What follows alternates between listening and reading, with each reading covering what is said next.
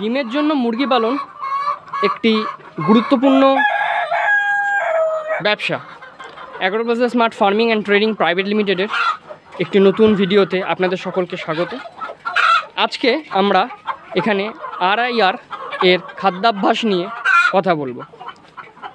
যেহেতু এই প্রজাতির মুরগিকে ডিম উৎপাদনের জন্য ব্যবহার করা হয়, তাই এদের ডিমের যাতে পুষ্টিগত মূল্য বা ভ্যালু ঠিক থাকে তার জন্য অবশ্যই কিছু পরিমাণ মেস এদেরকে খেতে দেওয়া হয়।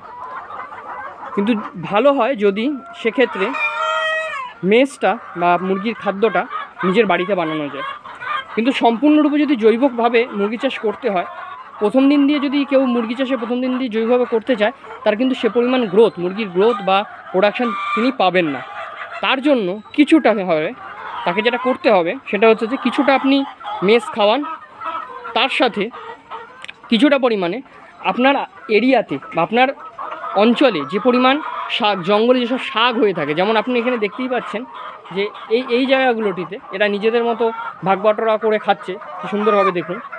এই এরিয়াতে আমাদের হাতের কাছে যে শাকগুলো পাই আমরা, ধরুন এখানে যে খাবারটা এখানেই দেওয়া হয়েছে আমি বলছি, সেটা হচ্ছে এখানে সিঞ্চে শাক দেওয়া হয়েছে, তার সাথে কাটা নোটে দেওয়া হয়েছে, এছাড়া কিছুটা পরিমাণ লতা পাতাও বা ঘাস পাতাও এর সাথে দেওয়া হয়েছে, এবং একটা নির্দিষ্ট সময় এদেরকে অ্যাজোলাও দেওয়া হয়। অ্যাজোলাও খাদ্যাভ্যাসের মধ্যে আমরা ইনক্লুড করেছি।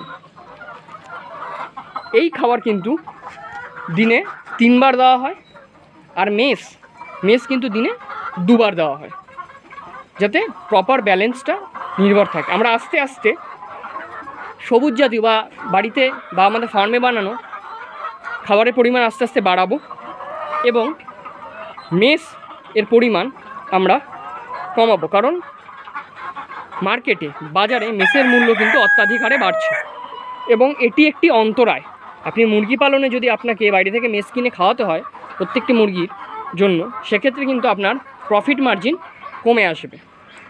আর তার থেকে বড় কথা, এখানে যদি কিছু ভেষজ উদ্ভিদ আমরা ব্যবহার করতে পারি, সেই ভেষজ উদ্ভিদ কিন্তু রোগ প্রতিরোধ করতেও সাহায্য করবে মুরগিদের।